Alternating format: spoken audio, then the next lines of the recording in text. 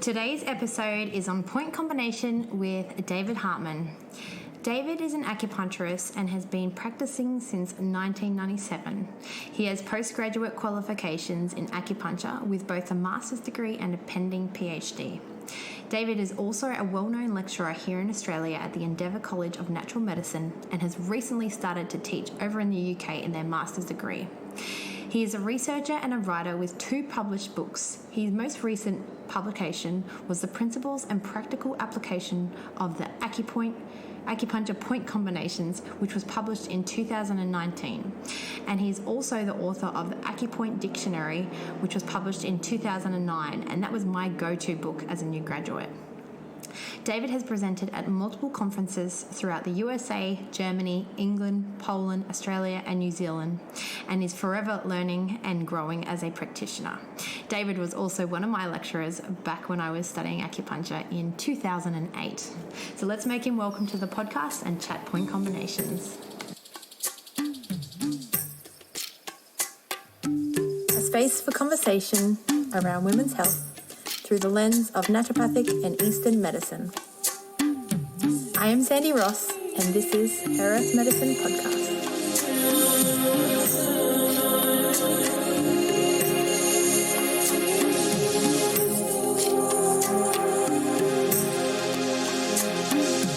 This podcast is multi-leveled. Episodes for patient education to graduate practitioner level. Thank you for tuning in, and I hope you gain value from this episode.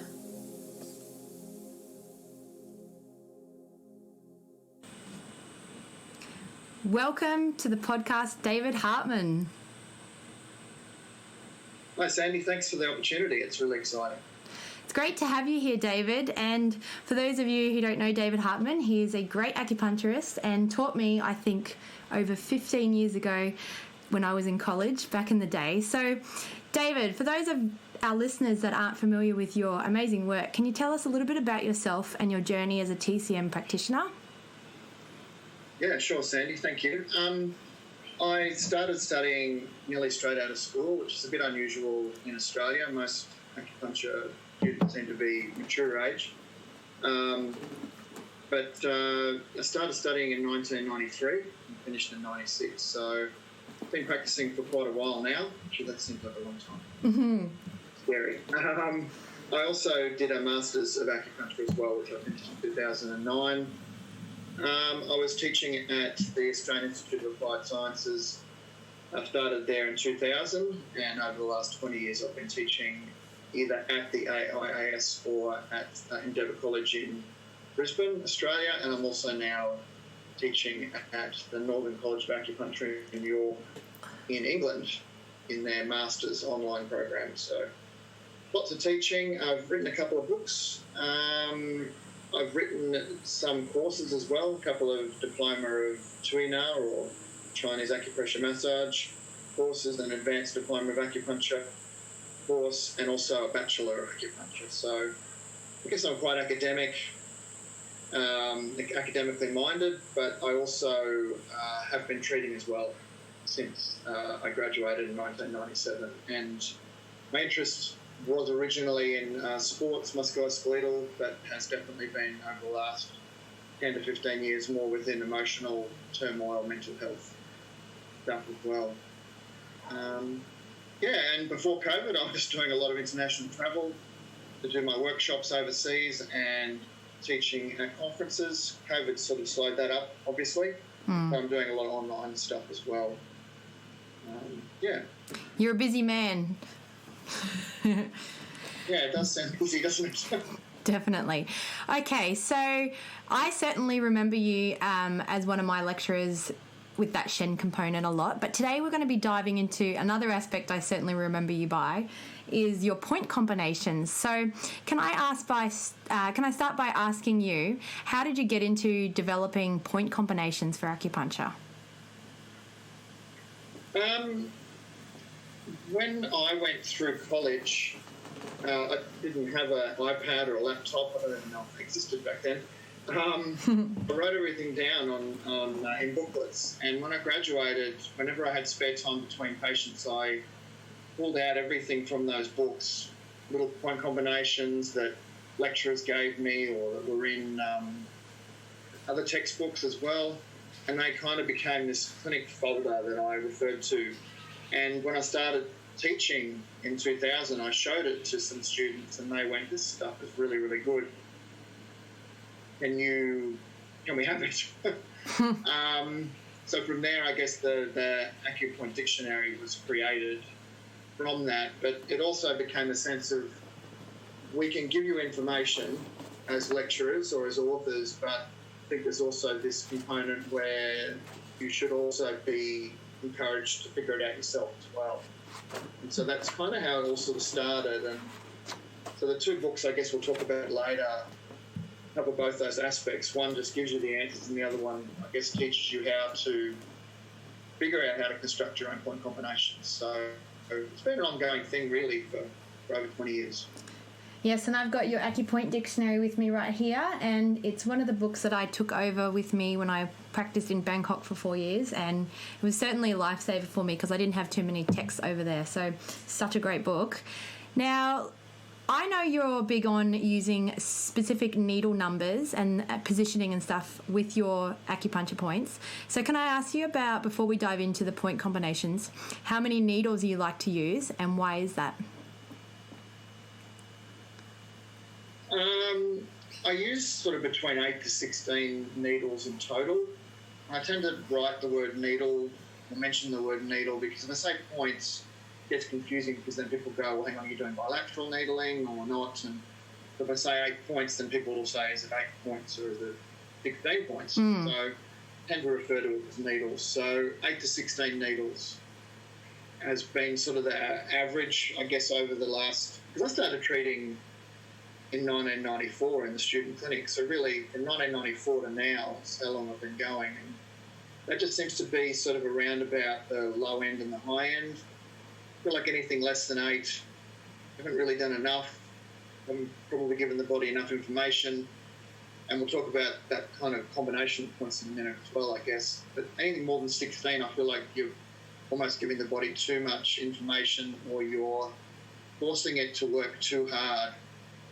And maybe the body isn't able to handle that sort of amount of information that you give it. Now, I know that everyone's different. I've got a friend in Israel that uses one needle. And it's a different needle depending on the condition. And then I've got some students that have graduated that will use 40, 50 needles. So everyone's different and everyone can get great results potentially, but I've just found that seems to be a nice little pocket. From my clinical experience. Okay. I mean, that's the beauty of acupuncture. We can all use our unique techniques and still get great results, but it is good to have an idea for those that are learning and, you know, an understanding as to why we use specific amounts of needles. And also, what order do you like to use your points? I don't tend to worry too much about that. With 8 extraordinary vessels I do. So I do the opening point, couple points, and points on the specific 8 extras that I'm working on, and then other points. But otherwise, I don't tend to worry too much about that. From experience, there are points that I'm sure everyone knows are more likely to hurt than others. And I'm not going into it, the treatment expecting them to hurt, but I'm aware that there are some points, say, on the feet or on the face, that are a little bit more nasty on average than others, and so I tend to leave the more likely to be nasty ones, good sentence, until the end. And it's a hygienic thing too, so feet, face, leave till sort of the end, typically. I used to put the sensitive ones in first, and then I felt like the patient was on edge and thought all of them would hurt all of the remaining needles. It took them a few minutes to sort of settle down afterwards, so I'm now doing it the other way around. Okay, that's a good point there. Okay, and can we discuss the symmetry of the energy with the acupuncture points? I know you like to have sensible scattering. Yeah, it's... I feel like... I mean, I know a lot of people don't necessarily read a lot of books or whatever, and that's fine. You know, everyone gets their continuing professional development points in different ways, but I just read so much, and I seem to find that on average a lot of the point combinations that people tell you to use will often have a lot of points all stacked in one spot. Mm. And I feel like that's not necessarily the best approach, because what if there's a stagnation either side of where you've stacked all your needles? So rather than putting them all in one place, I call it sensibly scatter the needles. So probably something in the legs, something in the arm, something in the trunk, maybe something in the head or the face. I feel like for me that works more holistically, and it also has the potential to work on channels in different parts of the body that are travelling in different directions, going to different areas, different organs. But it's not, I call it sensible scattering. It's not just putting needles in different parts of the body for the sake of it. David says, put needles in all over the body, so I'll just throw them in wherever. That wouldn't be a sensible approach. So it's really looking at the combination of points as well. So I remember Lorne Brown once said to me, an Aristotle quote, the whole is greater than the sum of its parts. And that's just perfect, because that's what I'm interested in. I'm interested in the points, as many of them as possible, communicating with one another. And sometimes if it does mean that points have to be stacked in one area, then I would consider it for the sake of the combination. But the reality is that that doesn't happen very often, because there are typically points that are in different parts of the body that will communicate, and that's the key to my acupuncture point combinations, is having as many points as possible talking to one another. Okay.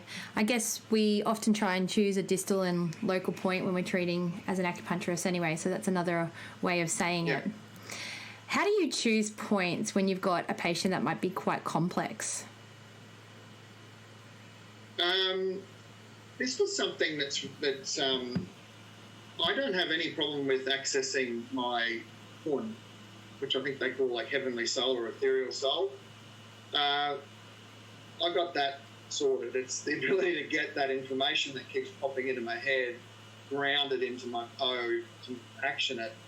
So I'm never short of ideas, or I'm never short of constructing thought processes and inspiration. And so when people, like Sandy, when you've asked that question, it's interesting, because it makes me think about how the processes happen for me. And the reality is that anytime I talk to anyone about any disorder, sign or symptom, the second that they give me a disorder or sign or symptom, points pop into my brain. And then they bumble around in there. And what happens is, when people, whether they're complex or not, every time they mention a condition, sign or symptom, new points jump in, points that aren't going to work anymore evaporate or leave. It's a process that just kind of happens in the brain, and then it goes down on paper. And so whether they're a fairly straightforward patient or they're complex, the process is the same. But when they're complex, that's when the point combination becomes even more crucial, because if there's a lot going on, I still don't think that adding any more needles above that sort of 16 is necessarily going to be any more beneficial. And in fact, if they're really complex or chronic, you might be wanting to aim more at the lower end, more like 8. So it's really vital that the points, more than ever, really do combine well.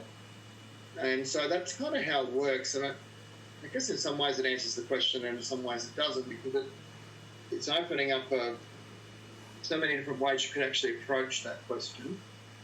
But in the end, it is very much about making sure that I get that combination really intact for them. And sometimes it is a little bit, it's not trial and error, but it's you're choosing what you think is the best thing you can do for your patient, but you can't always know exactly what's going to happen to them when they leave.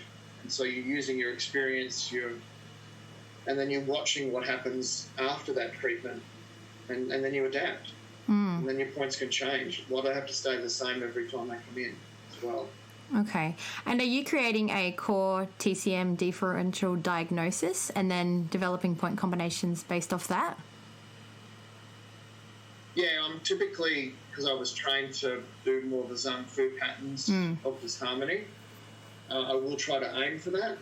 I have been experimenting a lot more and learning a lot more about 5 diagnosis, 6 division, 4 level. There's a lot of other things out there that are possible. I would consider archetype systems if the patient is emotionally struggling, so that they get a better sense of maybe who they are as a person, which can really help their recovery. It's so amazing when patients realise that they're actually healing themselves, because a lot of them probably think that we're just going to make them better and they don't have to have anything to do with it. But the more that they realise that they're actively involved in their own healing, then that's quite affirming for them. Well, not everyone, but most patients do like to think that they have some sort of interest in their own health, if that makes sense. So, yeah. I don't even answer the question. Sorry, Sandy. No, that's all right. I was just wondering if you can sort of bypass a differential diagnosis with, how you're saying you're calling in points, or points are coming to you as the patient sort of discussing. I know, obviously it's very important, and as lecturers, you and I both know we need to get, especially our students, to learn to get a diagnosis and then come up with a treatment principle and then come up with point combination. But, to be honest, and I think every experienced practitioner knows this, we use core points over and over again. So, at what point, if we bypass the diagnosis, do we still get those active results? Yeah, look, that's very true, Sandy, and that is in part what happens with me too. As I said, if someone says to me, I get a headache, well, then points will pop into my head, large amounts of 4, orchestine 3, bladder 60, blah, blah, blah. And then they'll mention something else, like insomnia, or then part 7 might pop in, peri 6, yin tang, and so on. And then it's about moulding that. And so that moulds with the diagnosis as well. So I do try to diagnose as accurately as I can, and then it's the merging of the diagnosis with the signs and symptoms, and that's sort of how it builds. And I guess also with the acupuncture point combinations, it can be a very a quick go-to fix too. So potentially if information hasn't been gathered, if you haven't had enough time in the consultation, you haven't covered things, you sort of can use it as a quick guide as to where to go with your treatment. Totally, and that's why that Acupoint Dictionary can work so well, because it doesn't necessarily have a diagnosis there, but it has points to treat a condition. Yeah, definitely. So that's a very valid point as well, Sandy. Yeah. Okay, so can we dive into some of your favourite point combinations? I would say let's try and aim for about 10, if that's okay, because I know you've got literally textbooks full of them. But what would be your most commonly used and top 10 point combinations, starting from number 1? Oh, in order. Yeah, well, just your most used combination. Yeah, look, probably it's a bit hard to go past the stomach 36, spleen 6 combo. Okay, yep. Granted, they're both on the legs, but they are so good at building deficiencies and building any deficiencies, really. And so they are definitely ones that I consider as being very, very important for any patient that's struggling with any form of deficiency. They would then be rounded out. Of course, if that was done bilaterally, that would only be 4 needles. So then I would add more depending on the diagnosis and the signs and symptoms. So you use it like a core as a combination. Yeah. Yeah, I mean, there's a couple of ways to look at the top 10 point combinations, in that I could give you an entire 8 to 16 needles as a combination, but the reality is a lot of the combinations grow off smaller combinations, and then points get added. So yeah, that's a good way to. How I approach them. That's definitely a good way to see it too, because I mean, I use stomach 36, spleen 6 all the time. I do a lot of women and children's health and internal medicine. I don't do any pain, so obviously a lot of digestive stuff. So those points are used daily in my clinic, and I'll come up with other things that go into the treatment depending, liver 8 for blood deficiency or whatever. I'm using moxa or whatnot. So I think it's really nice to have those small core combinations, and then to be able to build depending on what we're seeing in treatment. So it actually, the smaller the better, I think. Yeah. I get a lot of patients with a liver qi stagnation or, say, stress, frustration, feeling overwhelmed, and that's leading into things like cyclical depression, bit of anger, that type of thing. So another one I really like is liver 3, gallbladder 34, and peri 6 as a combo. Again, they're 3 different channels. They go in different directions. They're targeting different organs. They're all moving qi. And there's one in the foot, 2 needles, obviously bilaterally. You've got legs, and then you've also got in the arms. So that's, for me, sensible scattering. Yep, okay. But that's still not likely to be enough. So again, that's a kind of core idea based on those signs and symptoms, and then would be rounded out with maybe something on the trunk or whatever else, depending on what they had. So that one was for someone potentially with like a liver qi stagnation picture. Yeah, and just the type of emotional stuff that's, your kind of stress levels are really high, you're feeling like you're not coping. And a lot of it comes down to the fact that the qi's just not moving smoothly. And when the qi's moving smoothly, we're able to achieve a lot more in the time that we have allocated for our work. We'll feel calmer. Our hormones will be a little bit more regulated. And, when you look at those points in a little bit more detail, they're also Shen karmas. So there's a lot more going on there. And so I find that to be a really nice combination for someone that's just really struggling to cope with their day-to-day activity. Okay. Cool. Yeah, that's a great combination. I haven't used that one. I probably have, but haven't used it as a combination. Okay, so what would be your third go-to point combination and why? Hard to go past 4 gates, which again has liver 3 in it, and then large intestine 4. I talk about this idea that it's like a reset to factory settings, and I couldn't find it written anywhere for years and years, this idea that 4 gates calm you down, and to a point where the person almost just for a breath just almost falls asleep or goes into like a little, consciousness thing where the body is able to just reset everything and then it winds you back up again. So it's calming, relaxing, but then ultimately quite stimulating as well, which is why often when the person gets up off the table, they're actually quite doughy and, quite happy and a bit la-la, but then they wind back up again and they've got a lot of energy. And so for me, I feel like it's quite sedating and relaxing, but it's also quite stimulating and tonifying.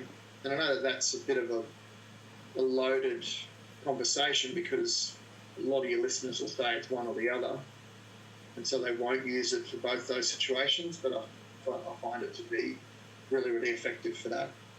And are you tonifying or sedating when you needle, or are you just placing needles in and getting the qi, or how are you using your needle technique? Yeah, I stick the needle in to the depth of where the qi is likely to be based on experience, based on point, based on how much flesh there is. So I do use different size needles, obviously, different lengths, different thicknesses. I put it down into that sort of qi pocket, and sometimes I wiggle it to get qi, sometimes I just leave it. I do not twist a needle or lift and thrust a needle to tonify or sedate. It goes back to what we were talking about earlier, Sandy, where I'm more interested in the combination of points doing a job for me.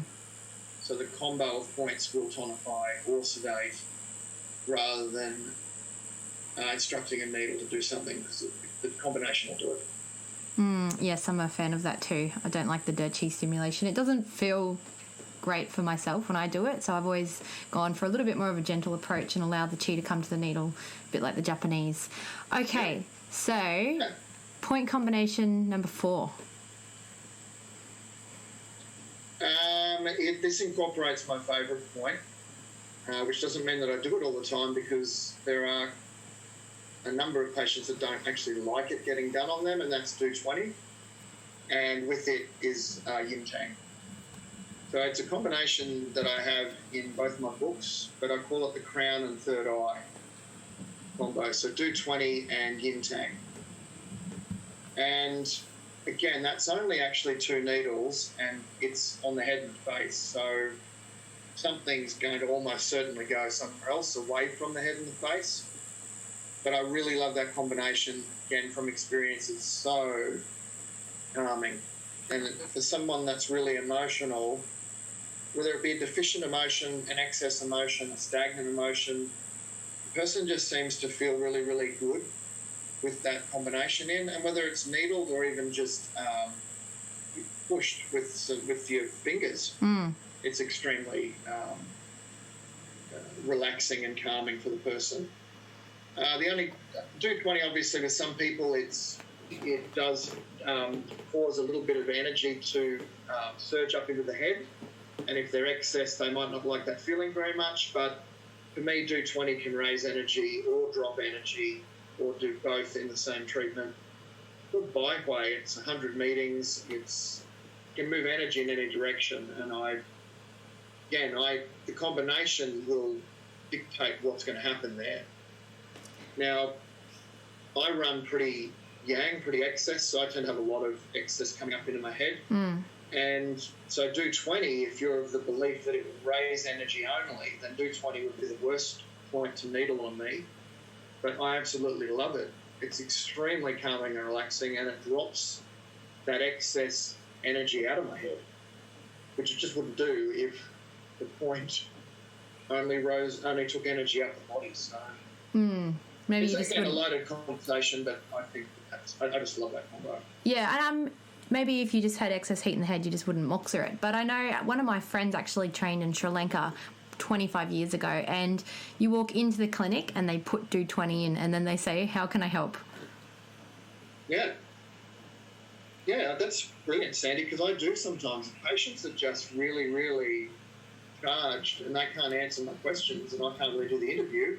Up on the table, do 20 yin tang, and then I stand there and we do the interview while those needles are in. Cool.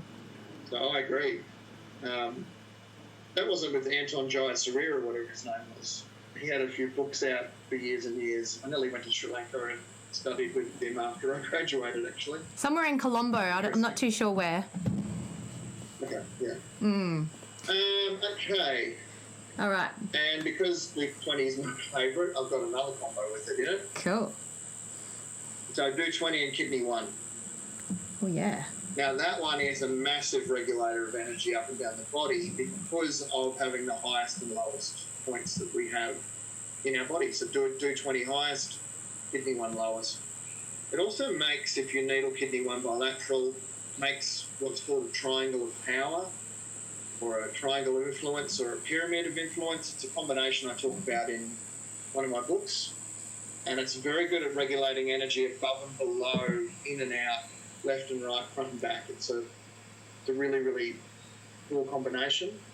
But that's one that will regulate energy up and down. And look, I know that some of your listeners will be a bit hung up on that combination. For do 20, we've already talked about that. Kidney 1, look, it can hurt when you needle it.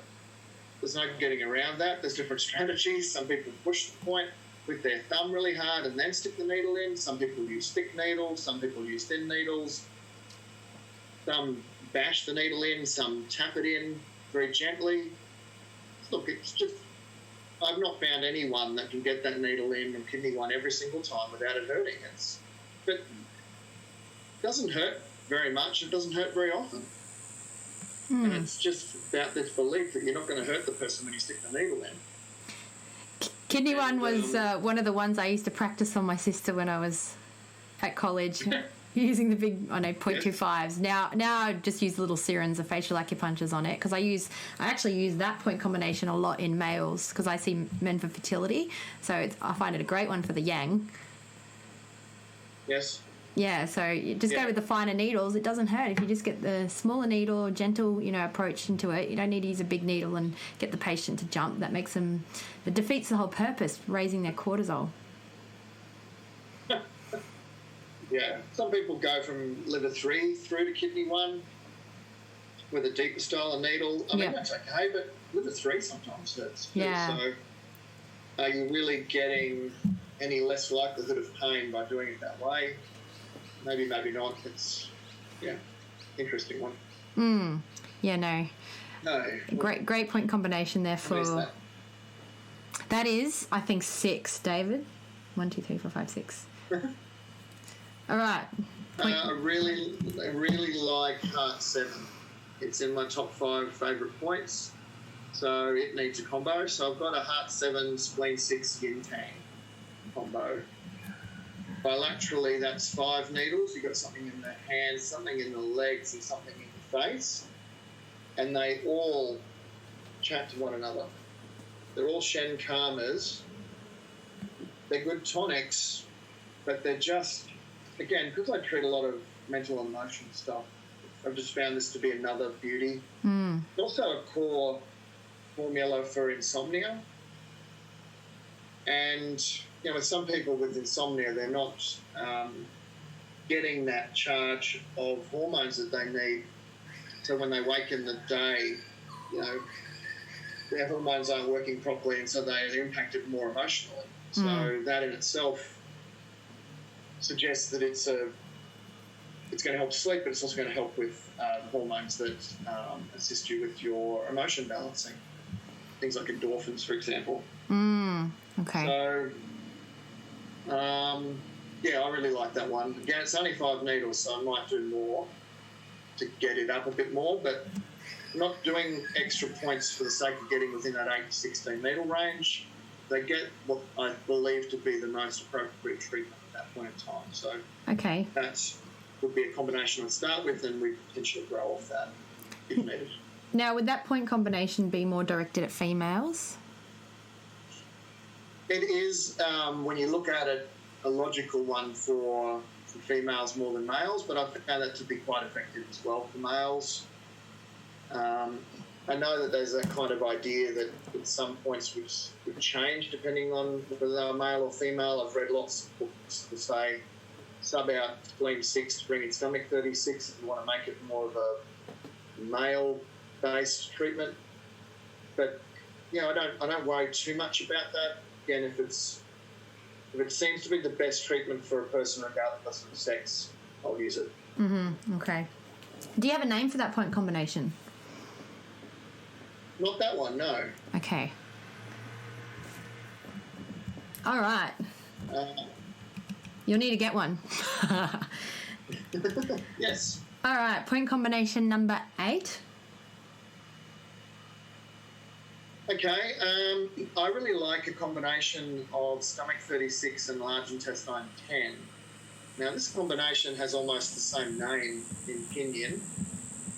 So you have Susan Li, stomach 36, and you have Shosan Li for large intestine 10. So the San Li is the same. The ZU means foot or leg, and Sho means arm or hand. And then San is 3, and then Li is translated as miles. It's like a distance. So it's basically 3 leg miles or 3 arm miles. But the thing about it is they tend to work in different ways. Stomach 36 tends to move energy back to the organs to make more energy, whereas large intestine 10 tends to send energy away from the organs, which will use it up. But it'll be really good for things like musculoskeletal problems that are in the limbs. And just because it's on the arms, it also treats the legs. So it will do things like arthritis, do things like tennis elbow, wrist problems, but it'll also do problems with the knees, legs, circulation issues, Raynaud's disease, a range of different things. But it's what I call a limb flusher, large intestine 10. So by moving energy away from the organs, it will burn it up. Stomach 36 will be then the reverse by moving energy back to the organs to make more. So the combination works in different ways, but they work together to make sure that it's not too draining, and that what you get from the tonifying of stomach 36 can be used also if needed to flush the extremities. So an example of why you'd use something like that would be, say, a person is kidney deficient and they have, say, osteoarthritis or something like that in their knees, or they've got problems with their ankles or something like that. you're tonifying the kidney deficiency, but then you're also treating the joint arthritic issue. But you're not causing them to become more deficient for the sake of making their musculoskeletal problem better.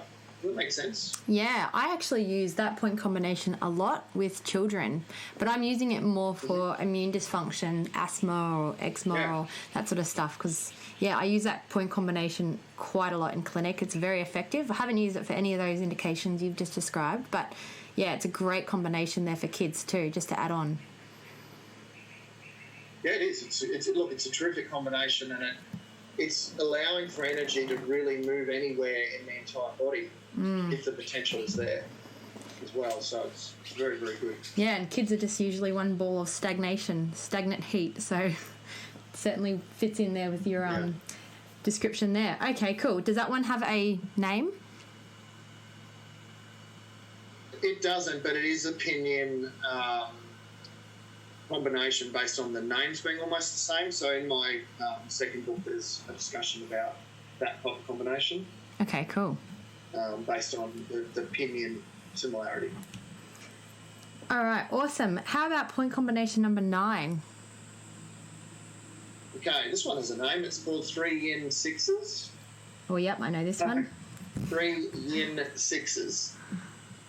Now, that means that there's 3 points, and they're all yin points, and they all tonify yin, and they're all number 6. So they are heart 6, flame 6, kidney 6. So 3 yin 6s, heart 6, flame 6, kidney 6. So as I said, they're all on yin channels, they're all yin organs, and they all tonify yin. And so obviously, if the person is not yin deficient, they wouldn't necessarily use it. But it's, you will see potentially quite a few people with yin deficiency, especially females that are going through menopause, for example. But that's a great combination for that particular issue. That's one of the combinations that stuck with me that you taught me in college. So I've used it for, 15 years or so. How good's that?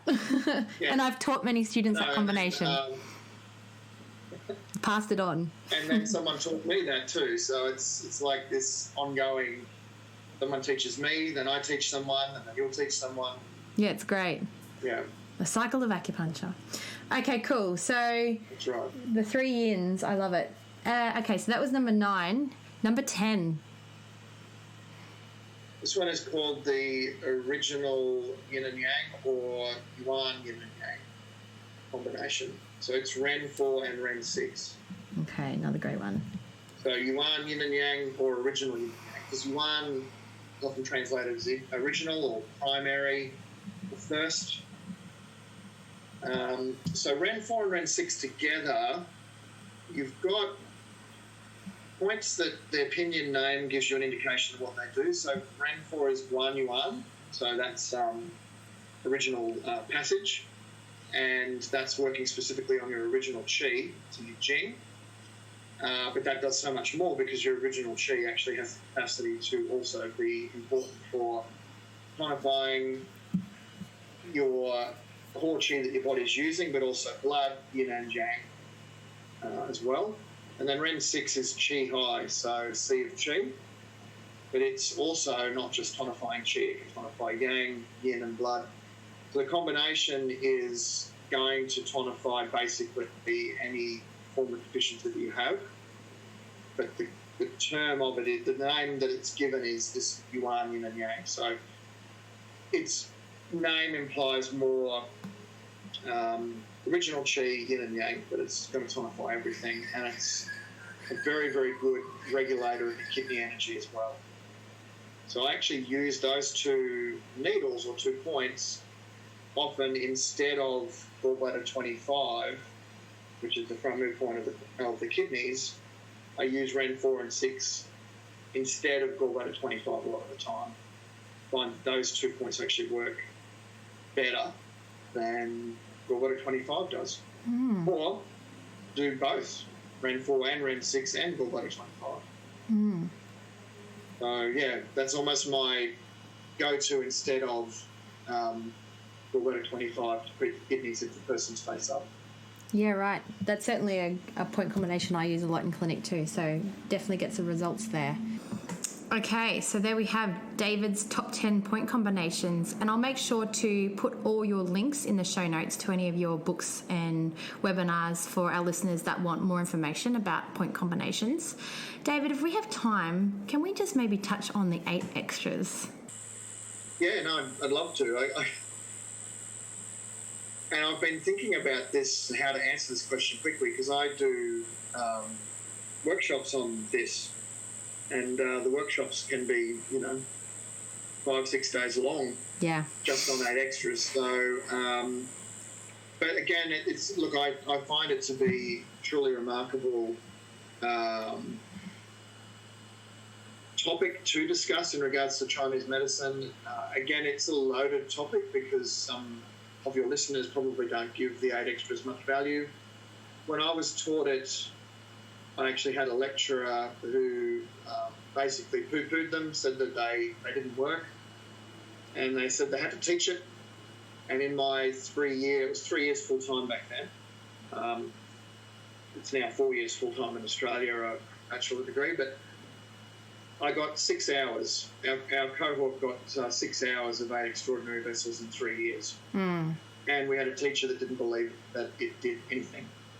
So at the end of it, I graduated and I went, righto, fair enough, the 8 extras don't work, and pretty much ignored them for a number of years. And then just before I started teaching you, Sandy, I was teaching a class at the Stones Corner College, and I got given a subject I hadn't taught before, and I came across that I had to teach the 8 extras. And I went, oh no, they don't work. How am I supposed to teach something that doesn't work? Maybe I could just leave it out of the curriculum. No. And I went, no, I can't do that. I've got to teach it. So I went, you know what, let's learn about it. I got an opinion from my teacher who I really liked, and I backed his view that they didn't work. But I had a look into the literature and found that a lot of what everyone was saying was that that the 8 extras actually were quite remarkable. And so through that research led me to be able to teach the subject, led me to start to use the 8 extras on myself, on friends, family, patients, and just the results. Like, again, we don't have time, but some of the more extraordinary results from patients were done using the 8 extras. And so I have no doubts in my mind that they're remarkable in what they do. And I guess it makes sense when you think about them, because they're coming from that core level. You're at the point of your conception, you get your ancestors' energy, you get your mum and dad's energy, and it becomes this little sort of Dantian ball that becomes your kidneys, and you grow off that. Your 8 extras start there. So the ability to get to that genetic information is key. And that's right. That's stuff that you can achieve with that. That's how I always associate it with it, getting to that core genetic component, or the DNA, or the Jing, however we want to call it. And they're such a great lot of point combinations. They can't be forgotten. And I think it is something in college that gets taught really fast, as many things do, and then sort of forgotten about. But perhaps we can have you on another time and go into some depth about the 8 extraordinaries. Yeah, no, I would love to. I actually had thought my last book, which I guess we'll talk about shortly, I was going to be just on the 8 extras. But interestingly, a number of other authors around the world produced some 8 extras books right around that time.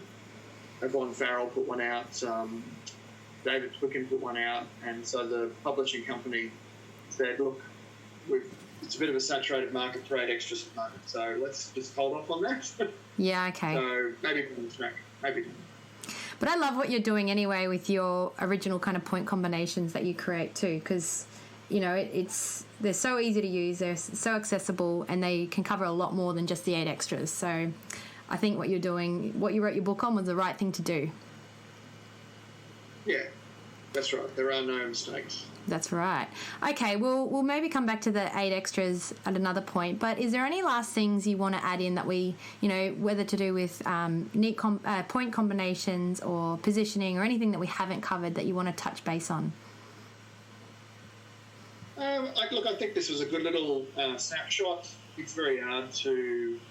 It wouldn't matter how long we did the podcast for, Sandy, we'd always not be able to cover everything. And so this has been a good chance to, I guess, introduce me to people that don't know me, but also just the idea of point combinations. I think for me, I guess, it's... People will often say, so what, to acupuncture point combinations? Why does it even matter? We've got books that'll tell us what to do, so why do we have to worry about the points? Because presumably the points that are in that book are ones you can use and they'll work. But it's a bit like the question you asked me earlier, like if you get a complex patient and they're not just a nice, easy point selection process because they've got multiple things going on, lots of signs and symptoms going on, and then you go, well, now I've got to go to lots of different places in books and I don't really know where to start. And so we've taken away that ability in you in some ways when we teach you, do this, do this, do this. We take away your free will, your ability to work it out yourself. And so I really wanted to build these acupuncture point combination books, the workshops that I do around, I want to build it around this idea that when you come to the workshops or you read my book, that at the end of it, you've got that free will. You've got the ability to construct your own treatments regardless of what your patient has wrong with them, how chronic they are, or whatever. Instead of having to rely on other people's opinions, you can rely on your own opinion. So that was really important that I got that across to people. It doesn't matter how many years you've been doing acupuncture, you can always be better than you are. And that's what this book is designed to do, is make you the best possible acupuncturist you can be. Totally. Okay, and what book are you referring to, just for our listeners if they want to reach out and check out some of your books? So the one that you mentioned before was the first one that I wrote, which was back in early 2000s, as I said, around that time that I taught you, Sandy. So that became a self-published book, and then Elsevier Church of Livingston liked the look of it, and so I did a second edition, and that's the one that you were holding up. So it came out in 2009. So that book is called Acupoint Dictionary, 2E, as in second edition. And that one there's over 1,000 disorders and there's point combinations. So that's where you just get given the information. So it's a nice, easy one in clinic if you've got patients that come in to see you that maybe you didn't know what points to use, or you've got points in your mind and you're looking for a few extras. So it just gives you the information. And if you want to learn more later, there's references for each of the combinations. The second book, which I wrote just in the last few years, is called The Principles and Practical Application of Acupuncture Point Combinations.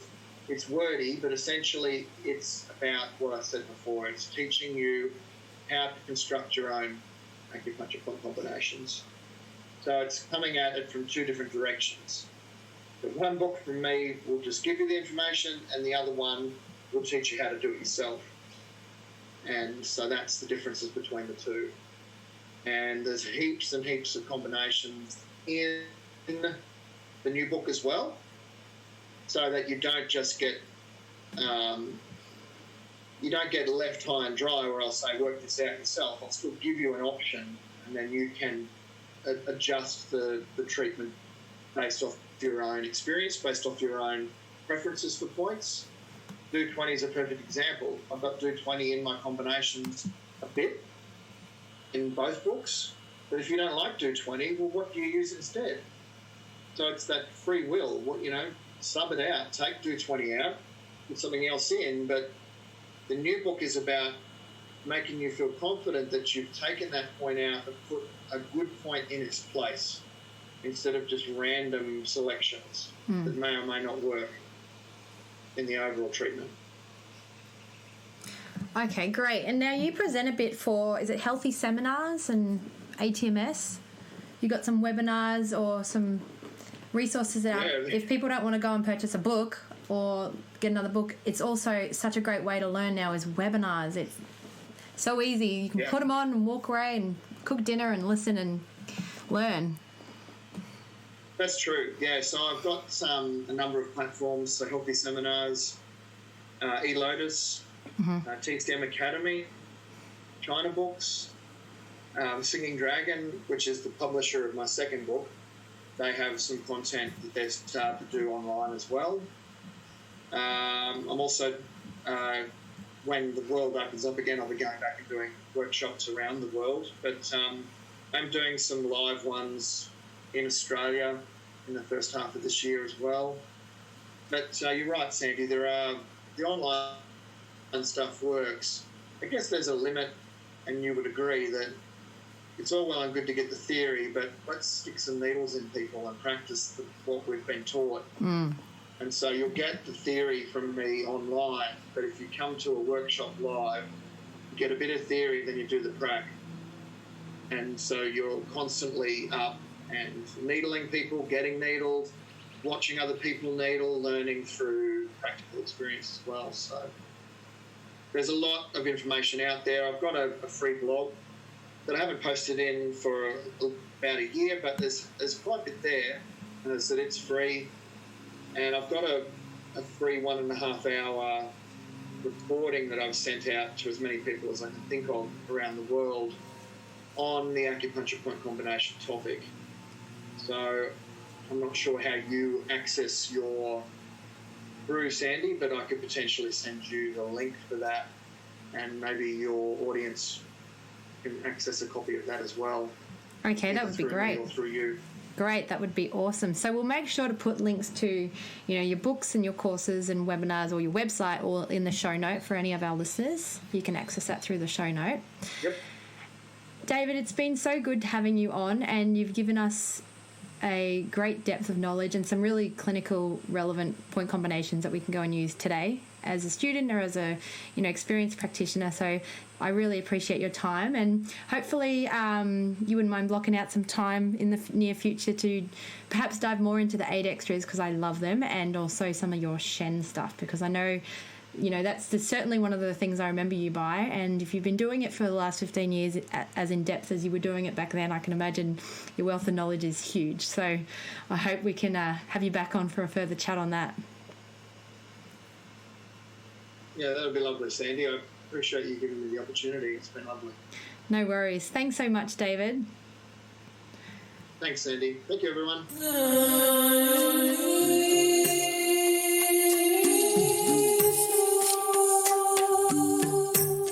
Thank you for listening. I have been a practitioner of naturopathic and Chinese medicine for over a decade. I have a master's degree of health science, and I am an academic lecturer at Australia's leading natural medicine college. I am available worldwide online for bookings. Simply go to sandyrosshealth.com.